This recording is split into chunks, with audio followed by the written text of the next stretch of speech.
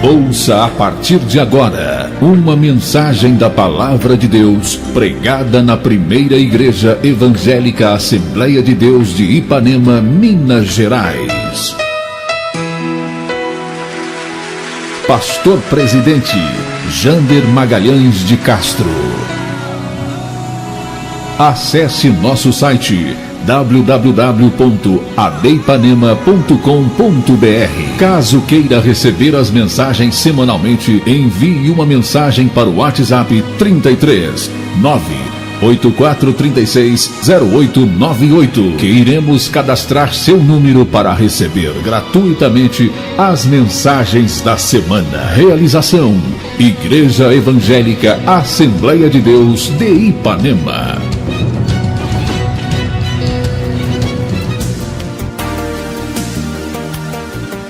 Lucas, capítulo de número 15.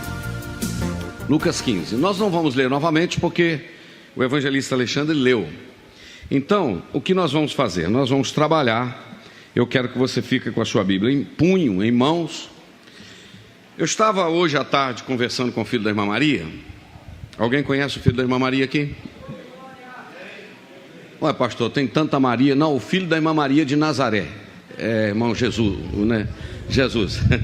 Eu estava conversando com o filho da irmã Maria agora à tarde, pedindo ao Espírito Santo de Deus que me desse uma palavra para hoje à noite.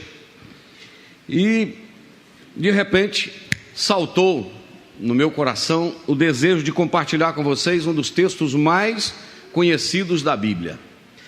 Eu diria que o tema da nossa pregação hoje é que nós vamos pregar no capítulo que a Bíblia tem um setor. A Bíblia tem um setor que é o setor de achados e perdidos, ou de perdidos e achados, não é? O setor de perdido e achado. Qual que é o livro da Bíblia que tem o setor de perdidos e achados, ou achados e perdidos? Qual que é melhor falar? Perdidos e achados, né? Que você perdeu e depois acha, não é? Na rodoviária tem lá o setor de perdidos e achados, no aeroporto, não é? Ontem eu estava, não sei onde eu estava aqui, eu estava voltando de São Simão do Rio Preto. Aí parece que eu parei para comprar alguma coisa aqui no bar ali na estrada, comprar lá tomar um cafezinho. Estava quase 2 horas, já estava com fome. E eu não sei se foi lá, parece que estava mostrando uma reportagem sobre o setor de perdidos e achados do aeroporto, tanto de coisas que as pessoas perdem, né? Coisas mais inusitadas: sapato, mala, muleta. Tem gente que perdeu muleta. Como é que o cara saiu andando, não é verdade? Outro perdeu óculos, né, irmão? Outro perdeu a chave da casa, não é verdade? Aí está lá numa sacolinha um par de dentaduras que foi perdido. Olha para você ver, né? Camarada, já perdi mesmo, vou mandar fazer outra, né? E tal. Então, assim, se perde as coisas, não é verdade? E a Bíblia tem um capítulo de perdidos e achados. Qual que é o capítulo de perdidos e achados na Bíblia? Lucas capítulo 15. Por quê? Porque nesse capítulo nós temos 3 coisas perdidas. Nós temos uma ovelha, uma dracma e um filho. Então eu quero estudar um pouco com vocês sobre estas 3 coisas que foram perdidas aqui no Evangelho de Lucas, capítulo de número 15. Mas antes eu quero falar algumas coisas curiosas com vocês aqui hoje. Nós temos, irmãos, os 4 evangelhos, que é Mateus, Marcos, Lucas e João.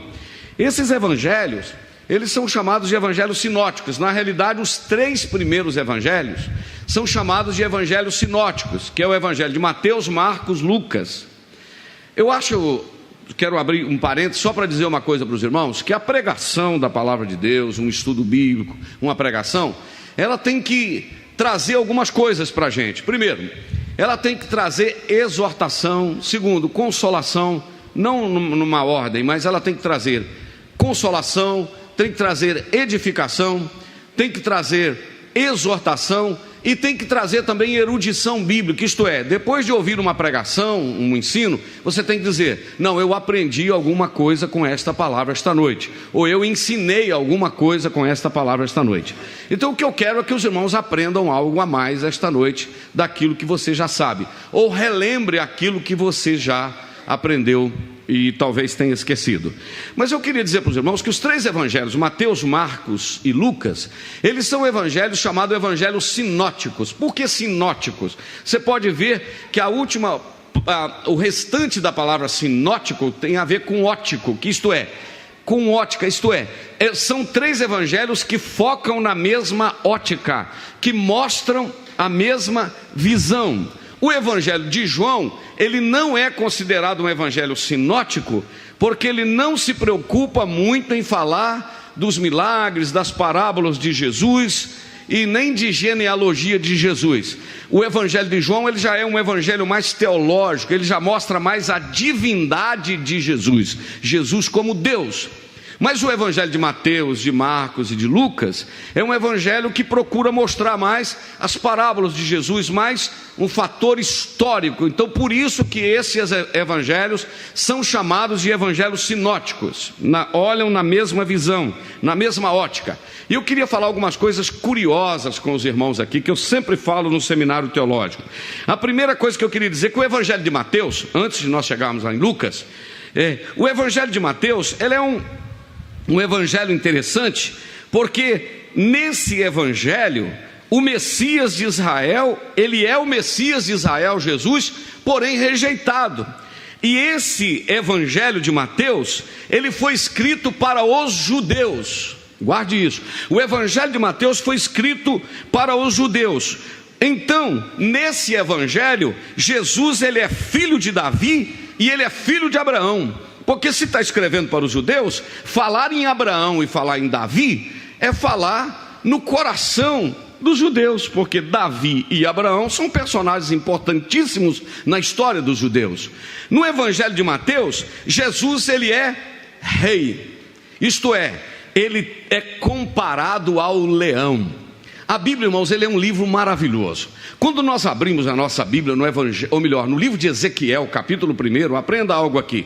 Ezequiel, ele teve uma visão maravilhosa, e ele não consegue descrever tudo o que ele está vendo. Ele vê uma roda, ele vê fogo, ele vê uma coisa fantástica. E naquela visão, ele vê um ser tão esplêndido, e esse ser tem rosto de leão, rosto de boi, rosto de homem e rosto de águia. Ezequiel tem essa visão e ele aparentemente não consegue entender isso aqui. Na realidade, ele estava tendo uma premonição, ou uma visão, melhor dizendo, dos 4 evangelhos. Por quê? No evangelho de Mateus, Jesus é comparado ao leão. Ele é o rei, ele tem a força do leão, e foi escrito aos judeus. Então, nesse evangelho, Mateus, ele é um evangelho ensinador. Mateus é um ensinador. Quando nós vamos para o segundo evangelho, que é o evangelho de Marcos, para a gente chegar já em Lucas, o evangelho de Marcos, ele já foi escrito para os cristãos romanos, que eram do Império Romano. Nesse evangelho de Marcos, ele não é ensinador, ele é um cronista. O livro é escrito em forma de crônica, de forma de história, de crônicas. E eu acho interessante, irmãos, que esse Marcos aqui, por isso que a gente não deve julgar ninguém fora de qualquer maneira. Sabe por quê? Porque esse Marcos aqui é aquele que João Marcos, que viajou com Paulo, e na viagem Paulo desistiu de levá-lo. Porém o Barnabé ficou com ele, cuidou dele. E esse Marcos é filho da irmã Maria, que tinha uma congregação na casa dela em Atos capítulo 12, quando Pedro estava preso, a igreja estava na casa da irmã Maria, mãe desse João Marcos, onde funcionava uma congregação. Esse João Marcos aqui, Barnabé cuidou dele, e no final do ministério de Paulo manda uma carta para Timóteo dizendo: ô Timóteo, manda os pergaminhos que eu deixei aí, manda a capa que eu deixei em Troas, e manda-me também o João Marcos, porque ele me é muito útil no ministério. Sabe por quê? Aquele que a gente descarta e joga fora hoje, Deus pode ter um projeto a longo prazo na vida dele, restaurá-lo, e ele é o escritor do evangelho de Marcos. Aleluia! Oh meu Deus do céu, o crente que eu gosto dele é o tal de Barnabé, porque foi o Barnabé que introduziu Paulo na igreja, e foi o Barnabé que ficou com João Marcos para cuidar dele. Porque se Barnabé fosse igual a mim, Na hora de olhar para Paulo e João Marcos, Barnabé podia falar: não sei se eu firo com Paulo, porque esse Paulo foi ao terceiro céu, esse Paulo sabe tudo, esse Paulo tem conhecimento de tudo, eu vou ficar com ele. E esse João Marcos, isso é um cabeça dura, uma pipa voada, isso é uma tralha mesmo, eu vou largar isso para aí afora.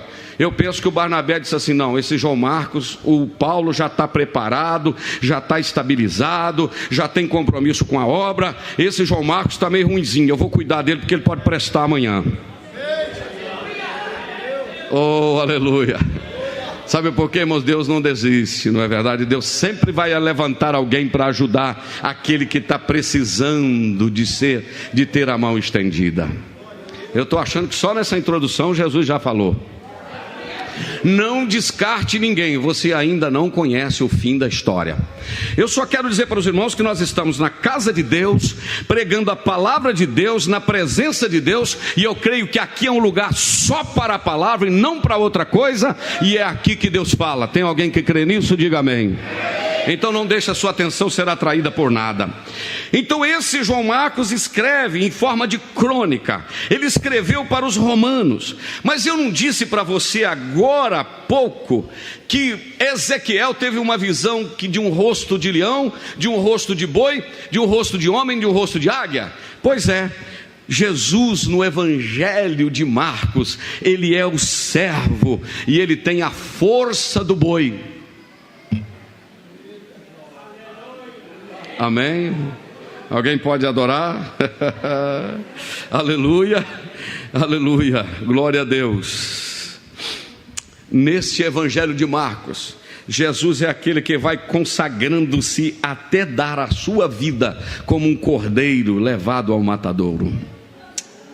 Mas vamos deixar o Evangelho de Marcos e vamos para o Evangelho de Lucas por causa do nosso tempo.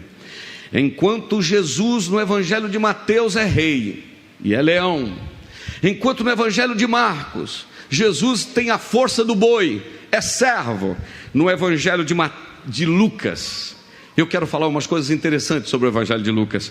O Evangelho de Lucas, Lucas é o único escritor do Novo Testamento que não é judeu. Lucas era médico e Lucas era grego. E Lucas aqui, ele escreve um evangelho não como ensinador e não como cronista, mas como historiador. Lucas é historiador. Lucas escreveu o Evangelho de Lucas e escreveu o livro de Atos dos Apóstolos. É por isso que o livro de Atos, capítulo 1, está escrito assim: escrevi o primeiro tratado, ó Teófilo. Que primeiro tratado é esse? O Evangelho de Lucas. E estou escrevendo o segundo tratado, que é o livro de Atos dos Apóstolos. Escrevi o primeiro tratado. Esse primeiro tratado, que é o Evangelho de Lucas, esse Evangelho de Lucas, ele é interessante porque Lucas não escreve para romanos, Lucas não escreve para judeus, Lucas escreve para os gregos.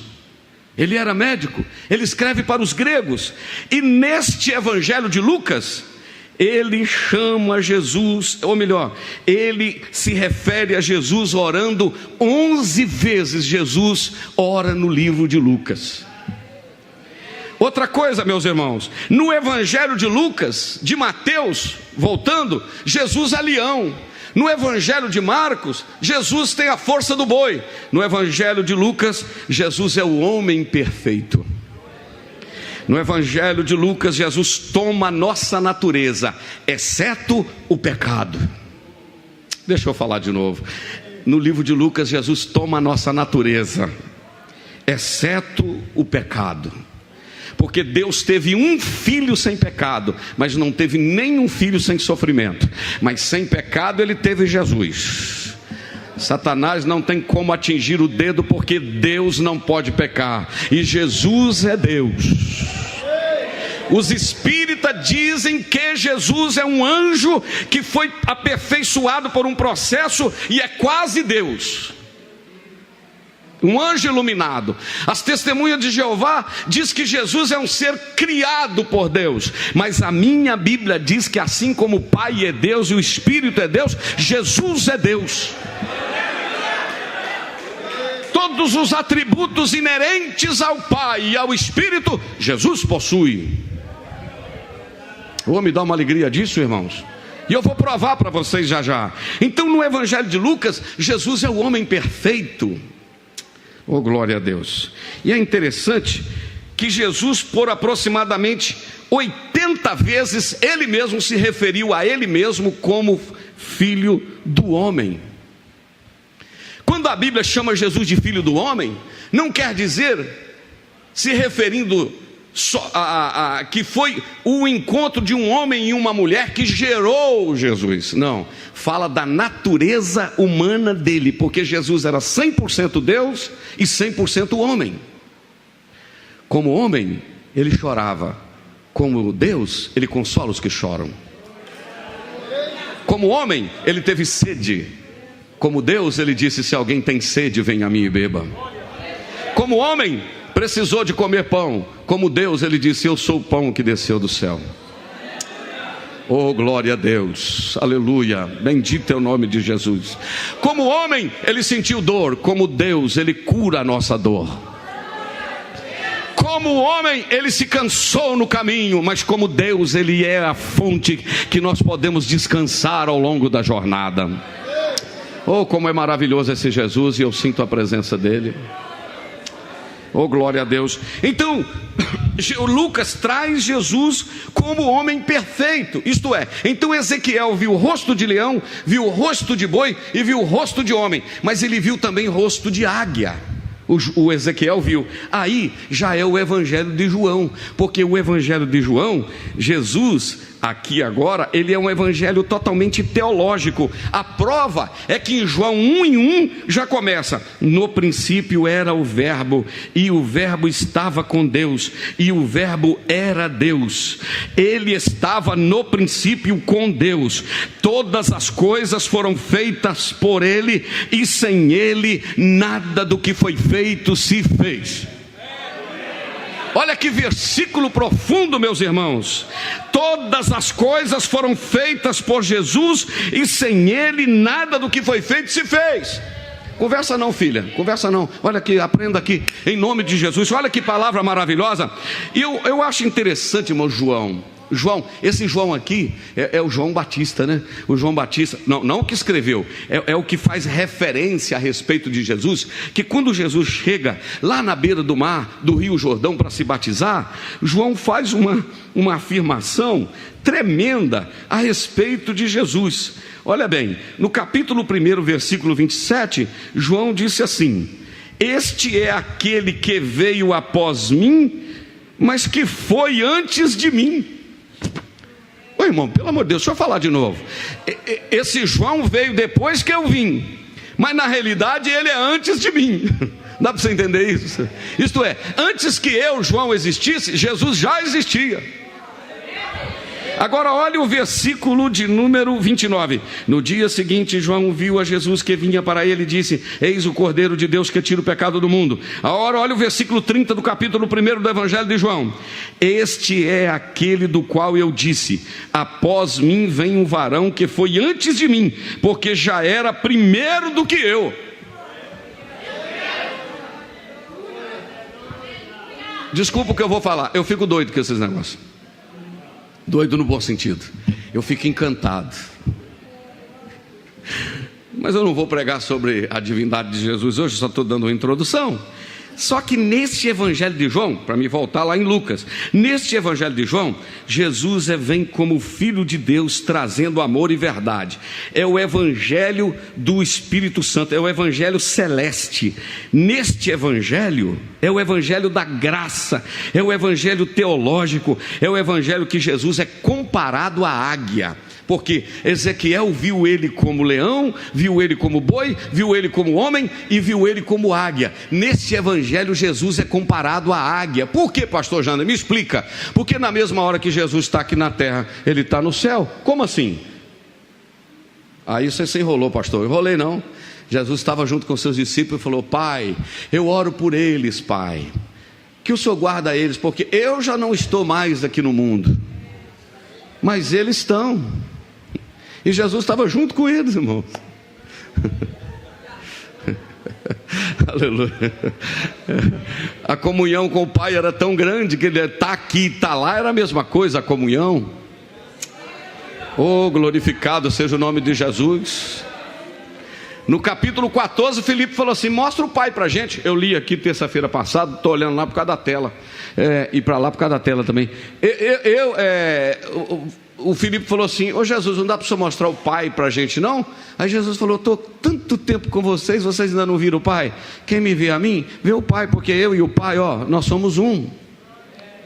Alguém lá atrás levantou a mão. Tem um segundo que levanta a mão. Eu e o Pai somos um.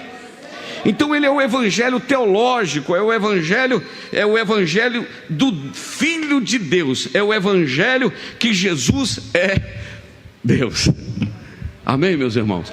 Agora vamos voltar para Lucas, porque eu quero pregar um pouquinho no capítulo das coisas perdidas. Mas por que o senhor leu isso tudo, pastor Jander? Porque eu queria chamar a sua atenção para Lucas. Quem está anotando alguma coisa aí, graças a Deus tem uns crentes que traz caneta e papel. Eu queria dizer para você, irmãos, que o evangelho de Lucas, ele tem 5 poemas, ele tem 20 milagres e ele tem 32 parábolas. Anota aí, ele tem 5 poemas, ele tem 20 milagres e ele tem 32 parábolas. O evangelho de Lucas é o evangelho das parábolas de Jesus. E tem um detalhe: 1150 versículos, 586 desses 1150 reporta-se ou recordam-se às palavras do Senhor Jesus. Lucas faz 19 vezes referência à palavra gozo e à palavra alegria. Mas agora eu quero levar você para o capítulo de número 15. Por quê, pastor? Porque nesse capítulo de número 15 eu encontro 3 parábolas num capítulo só.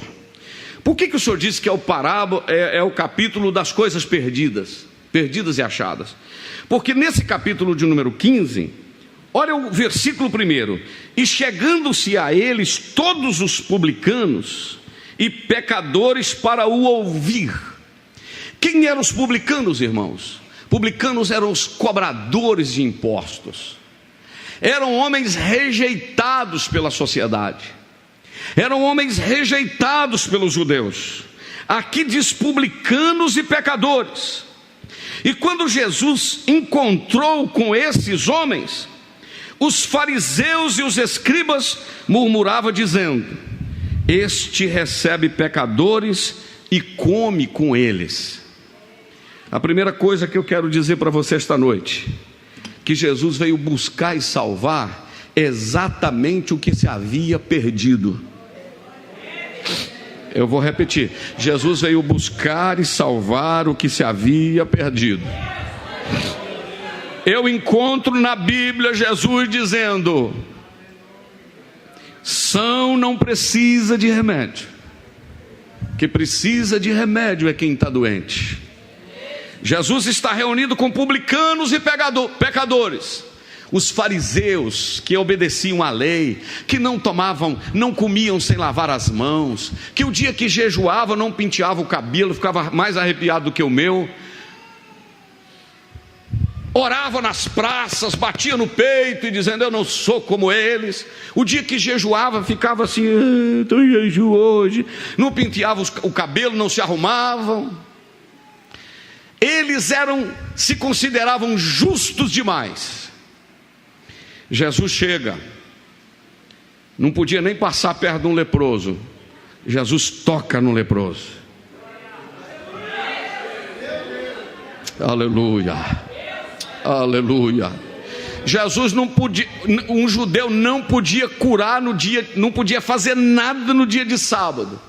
Jesus cura um paralítico no dia do sábado, e aquele paralítico cata a cama e põe aquela cama no ombro e sai andando para a rua fora, e os fariseus começam a dizer: olha lá, você não pode carregar essa cama no dia de sábado. Ele falou: eu não quero nem saber, eu só sei que aquele que me curou mandou eu carregar a cama. porque para judeu valia tradição, para Jesus valia gente. Eu quero te dizer que Deus não te quer como religioso na casa dele, Deus te quer amando gente, porque aqui o que vale é gente. Eu tenho muito medo, irmão, de gente religiosa demais.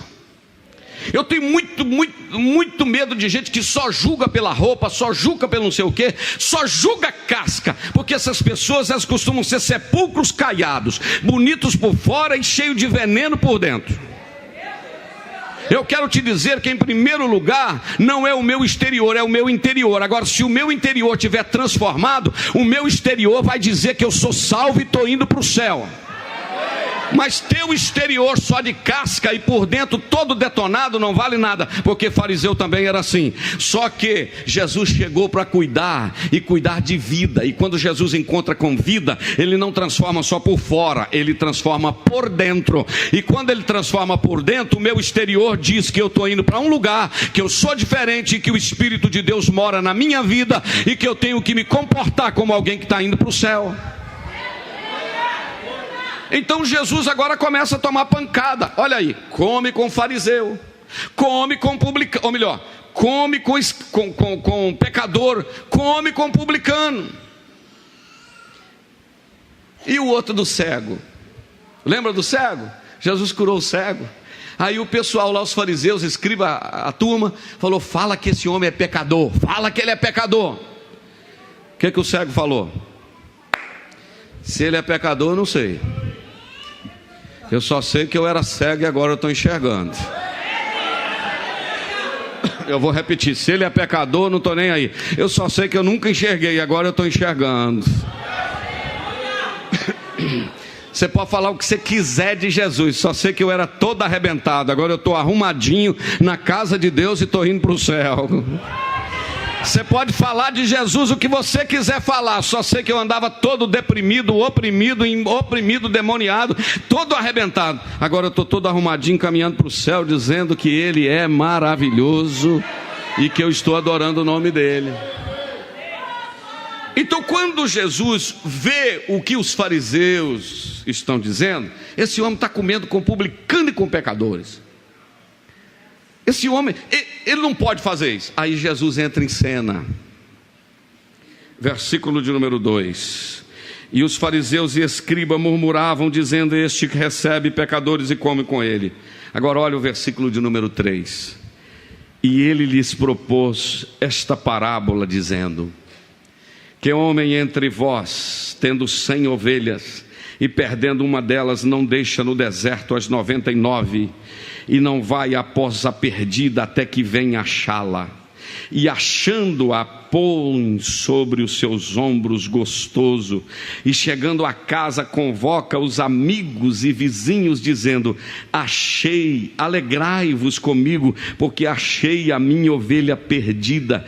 Digo-vos assim que haverá alegria no céu por um pecador que se arrepende, mais do que por 99 que não necessitam de arrependimento. Isto é, haverá mais alegria no céu por um publicano desse, por um pecador desse que se arrepender, do que por 99 de vocês que acham que são justos e não precisam de arrependimento.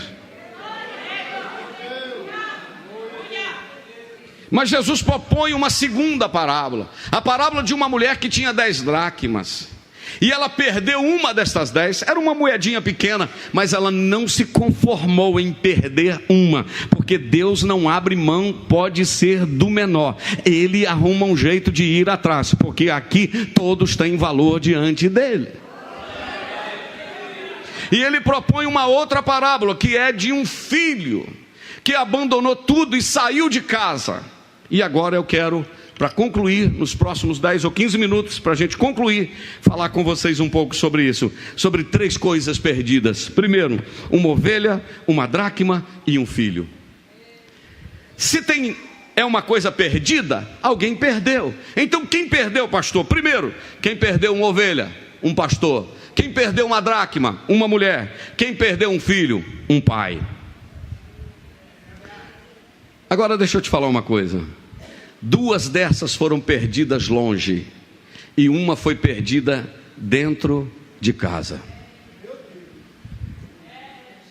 Eu vou repetir: 2 foram para longe, a ovelha e o filho. Agora uma foi perdida dentro de casa. Irmãos, quando eu estava lendo esse texto agora à tarde, Deus falou profundamente ao meu coração que Deus não desiste nem quem foi para longe, nem de quem está dentro de casa, mas está perdido. Você sabia que tem gente dentro, mas ele não está dentro? Ele está, mas ele não está. Você sabia que tem gente dentro da igreja, mas ao mesmo tempo ele está perdido dentro da igreja? Ele não se achou ainda, ele não faz parte do contexto, tudo acontece à volta dele e ele ainda não foi encontrado. Mas nesta noite, o Espírito Santo de Deus, ele vai acender a candeia, ele vai vasculhar a casa, ele vai movimentar os móveis, e ele vai te achar onde é que você está perdido, porque aqui, se está perdido dentro de casa, a pessoa está, mas ele não está, ele não participa, ele não está envolvido. E nesta noite o Espírito de Deus me manda te dizer que ele está atrás de você para te achar, porque não adianta estar dentro, mas está perdido. Tem que estar dentro e tem que estar achado. Estou com vontade de chorar e estou com vontade de dar glória. Mas deixa eu te falar primeiro da ovelha que se perdeu. Eu estava de joelhos aqui, o Espírito de Deus me incomodou, e eu anotei 3 coisinhas básicas aqui. Como é que uma ovelha se perde? Uma ovelha se perde quando ela é convidada a sair do aprisco. Você já viu? A pessoa vem para a igreja, todo detonado, todo arrebentado, está aqui servindo a Deus. De repente aparece alguém para convidá-lo para sair. O que você está fazendo aí? Aí você não pode fazer isso, aí você não pode fazer aquilo. Na igreja é cheio de regras, na igreja é assim, na igreja é assim. O que você está fazendo? Lá fora é melhor. Mas é interessante que quando a gente estava lá fora, ninguém via que a gente estava lá, ninguém reconhecia a gente. Ah, mas aqui você não pode fazer isso, aqui você não pode beber, aqui você não pode usar esse tipo de roupa, aqui você não pode ficar de biquíni em praia, aqui você não pode ver filme pornográfico, aqui você não pode isso, aqui você não pode isso. E a ovelha às vezes ela é atraída, porque eu quero te dizer que o mundo cobra mais caro do que Jesus. O mundo cobra mais caro do que Jesus. Lá você pode fazer tudo, mas lá você perde saúde, lá você perde família, lá você perde amigos, e por fim você perde a salvação lá fora. Aqui você não tem o que você tem lá fora, mas você tem, primeiro, a alegria da salvação, você tem comunhão com Deus, você tem um altar erguido na presença do Senhor, você tem pastos verdejantes, você tem águas tranquilas, você tem o pastor Jesus que cuida de você, você tem garantia da vida eterna, você tem o nome escrito no livro da vida que ninguém pode tirar. Tem alguém entendendo isso aqui?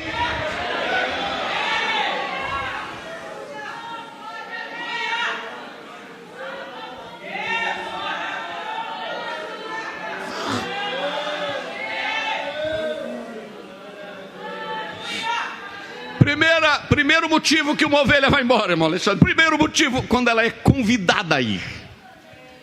Mas segundo motivo que uma ovelha vai embora é quando, sem ninguém convidar, ela começa a olhar para lá. Isso se chama o mito da grama mais verde. O que é o mito da grama mais verde? É que a grama do pasto do vizinho é melhor do que a grama do pasto que você vive.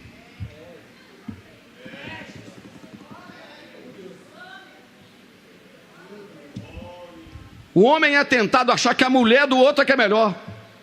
A mulher é tentada a achar que o marido do outro que é melhor. A pessoa é tentada a achar que a igreja do outro é melhor. A pessoa é tentada a achar que lá no mundo é melhor. O mito da grama mais verde. Cuidado, porque nem toda grama verde é saudável. Aleluia. Tu precisa aprender a valorizar a grama que tu está comendo, o lugar em que você está. Aleluia. Aqui pode ter dificuldade, mas Deus passa conosco na dificuldade. Aqui pode ter lágrima, mas tem um Espírito Santo que nos consola nos momentos das lágrimas. Aqui a gente pode ser ferido, mas a gente tem o bálsamo de Gileade que sara as feridas da nossa alma. Oh, bendito seja o nome de Jesus. Bendito seja o nome de Jesus. A ovelha pode ir embora. Primeiro, convidado. Segundo, quando ela começa a prestar atenção em outro lugar e achar que lá é melhor. Mas a ovelha pode também se perder quando ela se distrai. Olha para cá. Quando ela se distrai. Você já viu quando você está totalmente distraído? Outro dia eu passei na casa de um irmão. Eu falei: irmão, como é que o senhor está? Ele disse: vamos bem, irmão, graças a Deus. Graças a Deus. Ô irmão, você sabia que a gente está reformando a congregação? O senhor viu? Ele falou: uai, tá.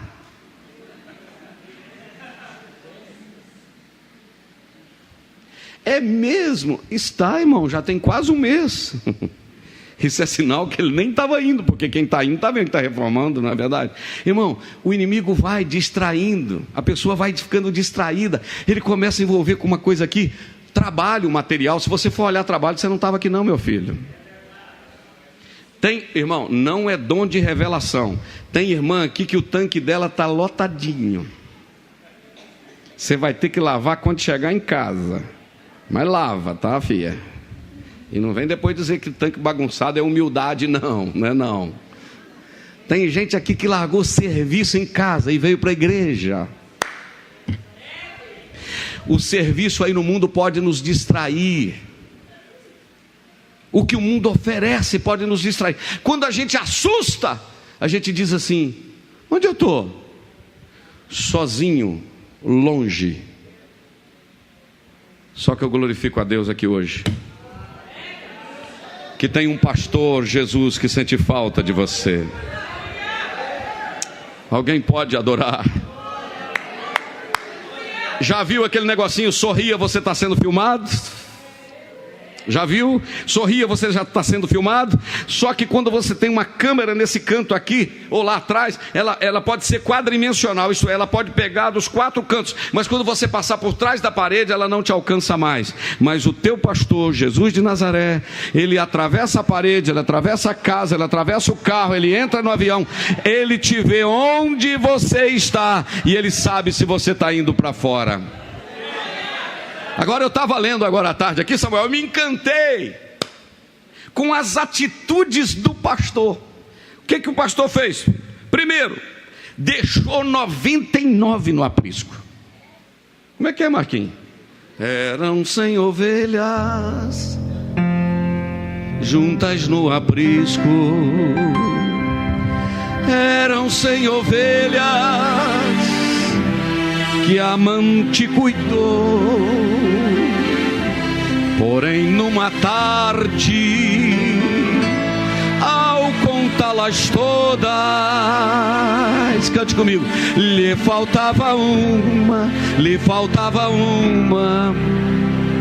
e triste chorou. O que ele fez? As 99 deixou no aprisco, e pelas montanhas a buscá-la foi. A encontrou gemendo, chorando, gemendo e chorando, tremendo de frio. Curou suas feridas, pôs logo em seus ombros e ao redil voltou.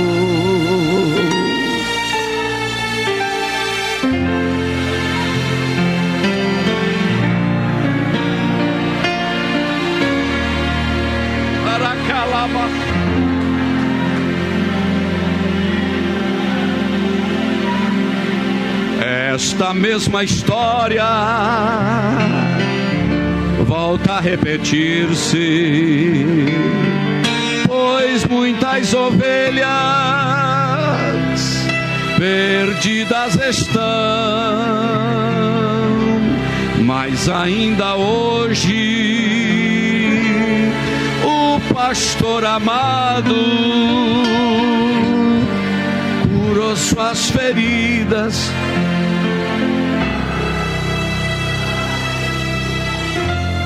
Coloque uma mão assim no seu coração e canta assim: as 99 deixou no aprisco e pelas montanhas a buscá-la foi, a encontrou gemendo, tremendo de frio, curou suas feridas, pôs logo em seus ombros e ao redil voltou.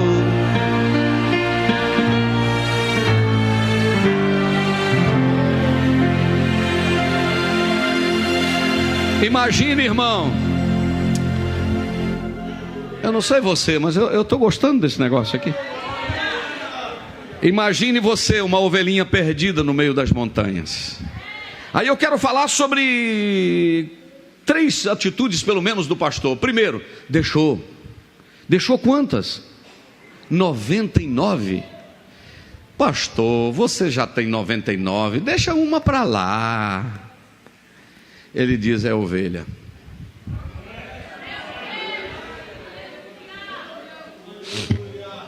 Primeiro, deixou.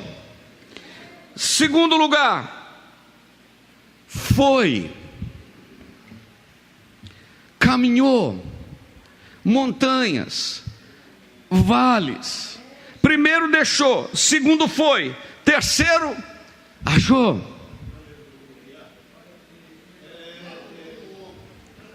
Achou. Deixa eu te fazer uma pergunta: onde é que ele te achou? Pastor, ele me achou no meio da prostituição. Pastor, ele me achou como usuário de droga. Pastor, ele me achou caído na beira da estrada.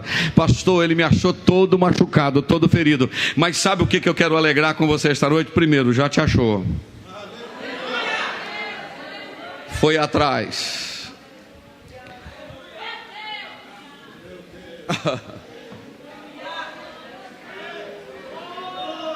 Achou. Eu imagino o pastor conversando com a ovelha e dizendo: por que você saiu? Porque a pessoa, quando ela afasta, lá no fundo ela lembra: onde eu vim parar.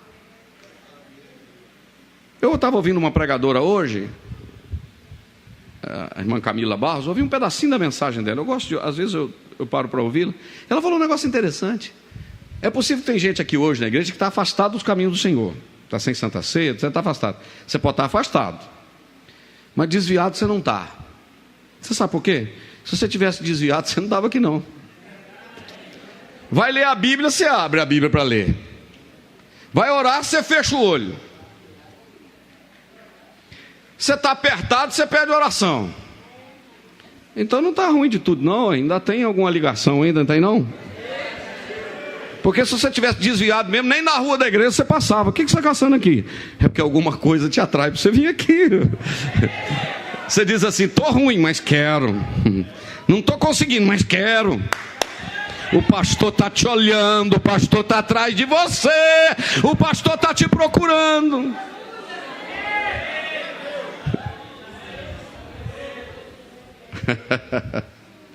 Você lembra? Não lembra nada, né? Que a gente não lembra de quase nada, né?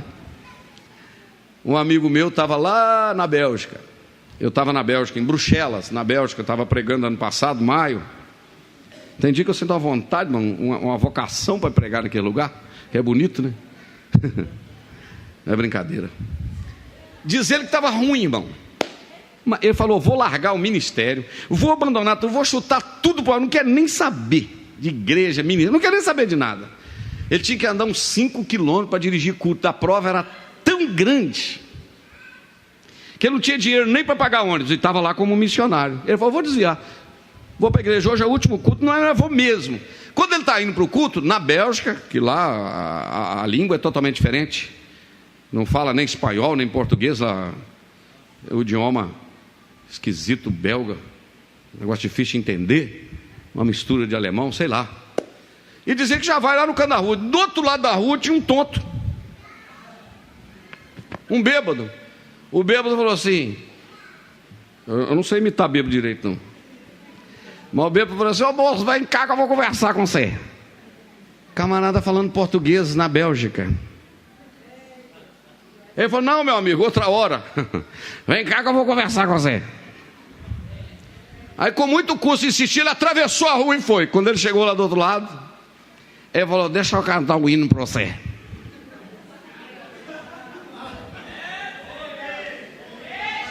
Fato verídico, o pastor me contou na casa dele: deixa eu cantar um hino para você. Ele falou: não, rapaz, não é cantar hino, eu estou indo para a igreja agora ali, outra hora você canta quando você estiver bom. Ele falou: deixa eu cantar um hino para você. Aí ele falou: então canta. Pôs a mão no ombro desse pastor amigo meu e cantou assim: a luta vem e passa, não desanima não. Quem crê em Jesus Cristo já tem a salvação. Ele vai te achar. Você pode fugir para o Japão, você pode ir para a Coreia do Norte, ele vai te achar lá, porque você é ovelha.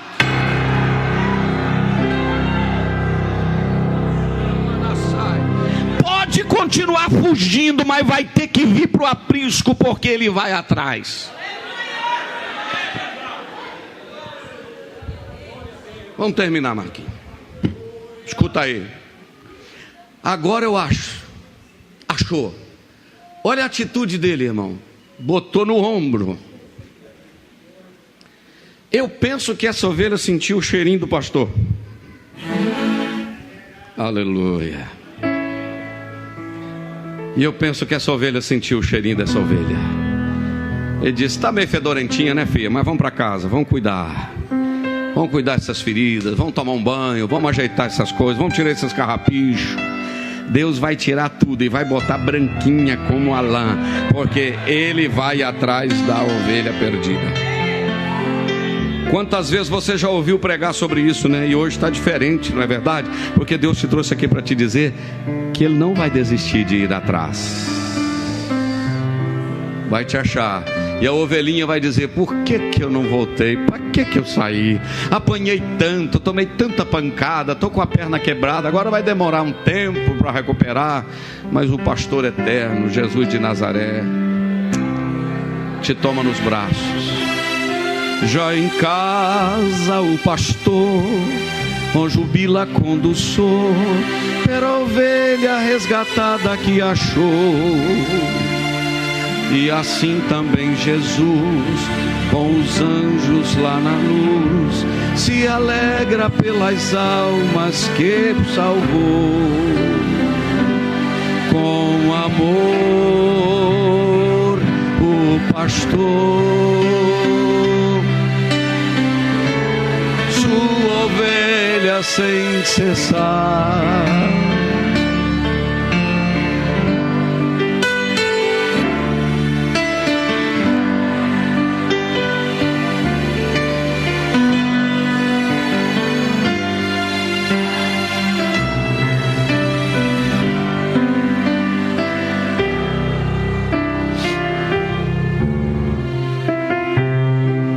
Passa tão rápido o tempo, eu preciso terminar. Primeira coisa perdida, a ovelha perdida longe. O pastor deixou, foi, achou, pôs nos ombros e trouxe para casa. Segunda coisa perdida, a primeira perdeu longe, a segunda perdeu perto. Qual foi a atitude da mulher? Acendeu a candeia, varreu a casa e buscou diligentemente. Eu estava lendo esse texto, eu imaginei a mulher arrastando os móveis.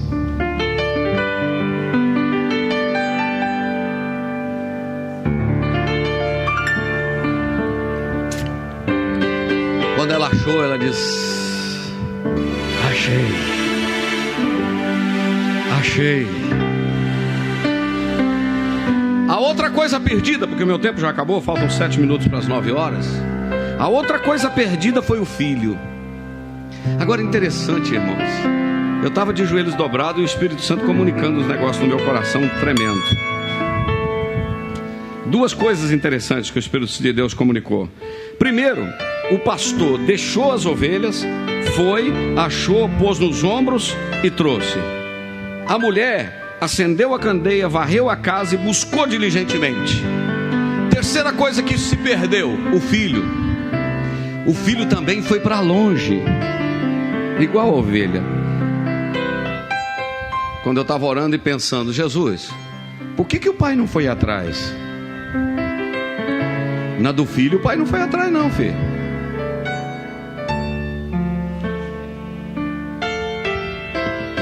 Como é que é, Eunice? Me ajuda. Obrigado. Sabe por que o pai não foi atrás? Porque o filho foi, mas a corda do coração do pai não desligou do coração do filho. E Eunice respondeu de Deus ali: o pai sabia que o filho ia voltar. Ah, eu nunca deixei de te amar. A Bíblia diz que Ele nos amou com cordas de misericórdia. Vou falar um negócio, não leva a mal não. Você está aqui hoje crente, salvo e caminhando para o céu, não é porque você é bonzinho não, tá, filho? É porque Jesus é maravilhoso. Ele te amou.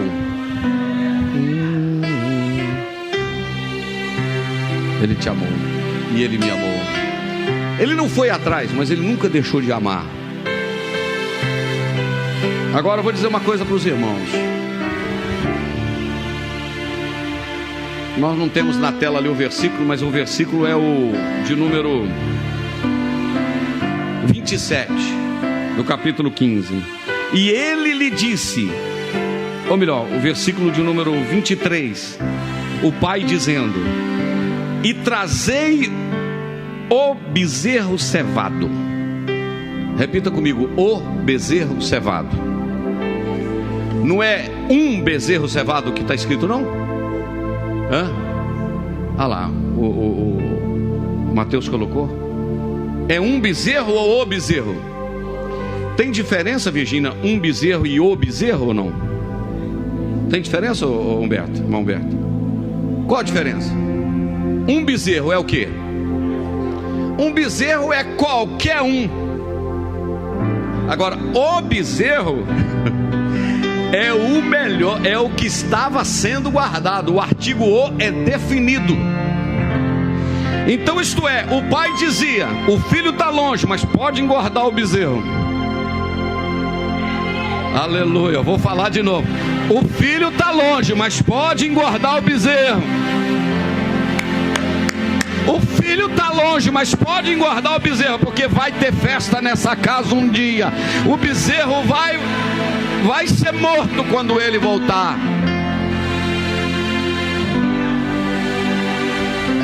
Eu profetizo agora de olhos abertos que nós vamos ver gente entrando por aquela porta e por essa porta dizendo: voltei, estou de volta. Eu profetizo para você, mãe, para você, pai, que o seu filho e a sua filha está desviado. Você vai receber uma mensagem dela ou dele dizendo: voltei, estou de volta, cansei do mundo, estou de volta.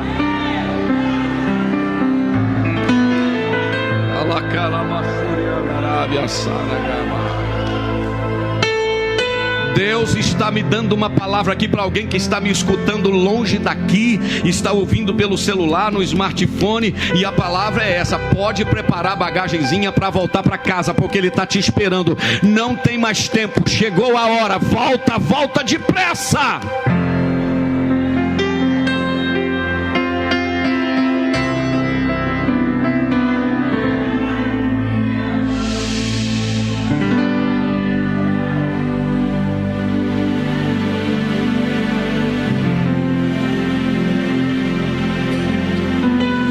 Irmãos, a igreja precisa ter essa visão. O meu sonho é que a igreja de Ipanema seja uma igreja evangelística, isto é, ame almas.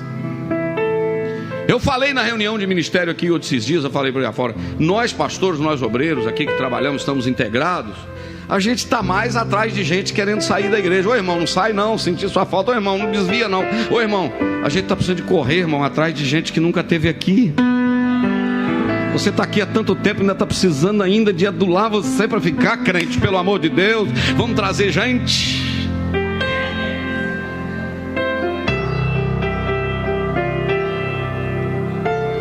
fica firme. Agora eu vou terminar. Eu anotei aqui, ó. 3 festas: festa do pastor, festa da mulher e festa do pai. Diga comigo: festa do pastor, festa da mulher e festa do pai.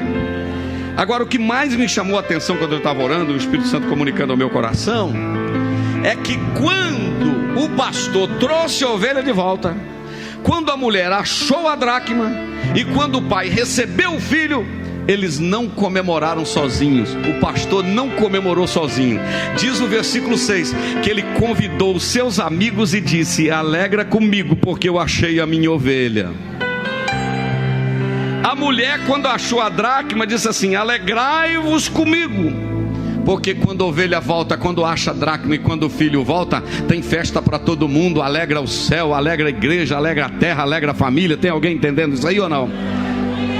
E aí, o versículo de número, capítulo 15, o versículo de número, deixa eu ver qual que eu anotei. O versículo de número 23 diz assim: trazei-me o bezerro cevado e matai-o, e comamos e alegremo-nos. O verbo alegrar está no plural. Então lá na frente está escrito assim, olha, o capítulo 15, o versículo de número 26. Deixa eu ver onde diz que ele convidou os seus servos. É o 26, e disse assim: chamando um dos servos, perguntou-lhe o que era aquilo, e ele disse, onde está escrito que ele convidou os amigos, os servos, e trazei um bezerro? Mas o pai disse aos seus servos: trazei-me depressa o vestido e vestilho, e pondo-lhe um anel na mão e alparca nos pés, e trazer um bezerro cevado e matai, comamos e alegramos. O verbo alegrar está no plural, porque este meu filho estava morto e reviveu, ele estava perdido e foi achado. E começaram a alegrar-se. E o seu filho mais velho estava no campo, e quando veio, chegou perto da casa, ouviu a música e as danças, e chamando um dos servos, disse: que negócio é esse aí? O que está acontecendo aí? Versículo 27, e ele lhe disse: veio teu irmão e teu pai matou um bezerro cevado, porque o recebeu são e salvo. Versículo 28, mas ele se indignou e não queria entrar, e saindo o pai estava com ele. Versículo 29, mas respondendo ele, disse ao pai: eis que te sirvo há tantos anos sem nunca transgredir o teu mandamento, e nunca me deste um cabrito para alegrar-me com os meus amigos. Versículo 30, vindo porém este teu filho, olha aqui para minha mão, vindo este teu filho, o que esse rapaz está dizendo? Acusando, vindo este teu filho. Aí ó, o que ele podia ter dito? Vindo este meu irmão. Mas ele não reconheceu que voltou como irmão. Ele disse assim: vindo esse teu filho aí ó, que desperdiçou toda a tua fazenda, ó, com meretriz, o Senhor matou o bezerro cevado. E ele lhe disse: filho, tu sempre estás comigo, e todas as minhas coisas são tuas, mas era justo alegrarmos-nos e folgarmos, porque este teu irmão estava morto e reviveu, tinha se perdido e foi achado. Ô meu filho, alegra comigo. Você não sabe a dor do meu coração do tempo que eu tive ele fora. Leva a mal não, irmão, é 9 horas, mas eu preciso falar um negocinho aqui. Você sabia que na igreja acontece isso? O camarada está na igreja há 5, 10, 15, 20 anos. Jesus salva uma pessoa toda detonada. Ele chega na igreja, daqui a pouco Jesus batiza ele com o Espírito Santo, daqui a pouco ele é até consagrado ao ministério, recebe cargo, estava desviado e recebe cargo de novo e volta para o lugar. Tem uma turma interessante: eu estou aqui há tanto tempo, nunca fiz nada, estou aqui há tanto tempo, nunca teve. Não teve porque você não quis. Você está sempre aqui, tudo que você tem é dele. A casa é tua, a festa é tua. Alegra, crente, alegra o coração, aproveita do que está aqui, porque senão Jesus vai trazer muita gente de lá e depois você vai ficar bicudo sem querer entrar. Você já viu a pessoa bicuda? Está todo mundo alegre, está com um bico, uma tromba desse tamanho. Eu não alegro, eu não dou glória. Todo mundo pode dar, menos eu. Quem está perdendo é você. Está todo mundo comemorando e você está perdendo.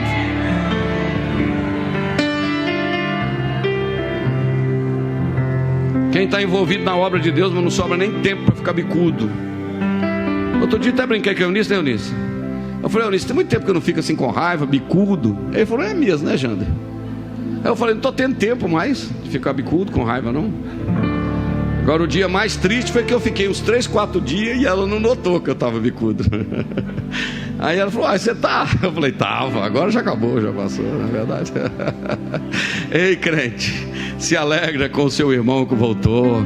Quando chegar alguém, dá um abraço e diga: a gente estava com tanta saudade de você, sentimos falta de você na Santa Ceia, você não veio, o que aconteceu? Volta para cá, vamos tomar ceia. Aqui tem festa todo dia. Quem pode alegrar na presença do Senhor? Estenda a sua mão comigo.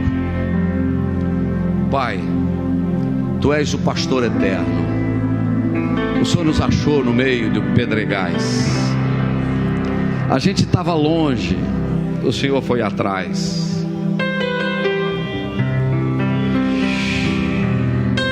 A gente estava perdido como a dracma, mas o Senhor vasculhou a casa e nos achou. O Senhor não desistiu da gente. A gente estava como pródigo, saímos, mas a gente caiu em si. E a gente está aqui para te adorar, para dizer que na casa do Pai é muito melhor. Aleluia. Eu abençoo a vida dos teus filhos esta noite. Ajude-nos a buscarmos as ovelhas perdidas. Ajude-nos a buscarmos as dracmas. Ajude-nos a intercedermos para os filhos que saíram e foram para longe. Busca com teu amor esta noite. Traga de volta para a casa do Senhor, porque aqui tem festa. Eu oro, te agradeço e abençoo a vida dos teus filhos no nome de Jesus. Mestre, eu preciso de um milagre. Canta comigo que eu não sei não. E dá meu estado. Pode assentar enquanto a gente serve ao Senhor com ofertas e dízimos. Faz tempo que eu não vejo a luz do dia. Estão tentando sepultar minha alegria.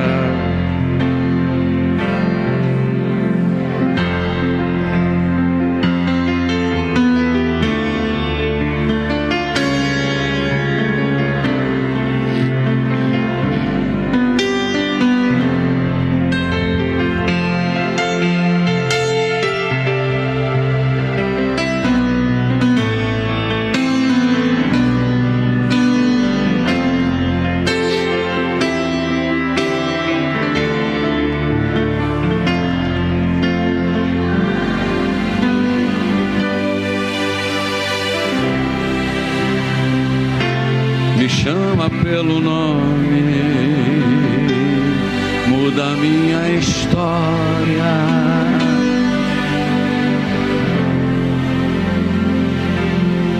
Canta. Vida.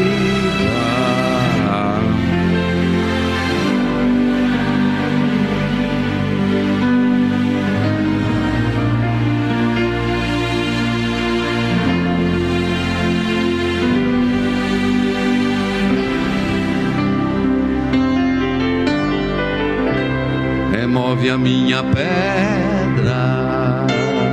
me chama pelo nome, muda a minha história, ressuscita os meus sonhos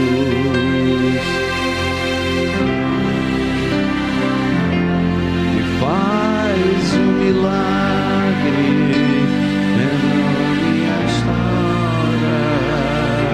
Me chama para fora, ressuscita-me.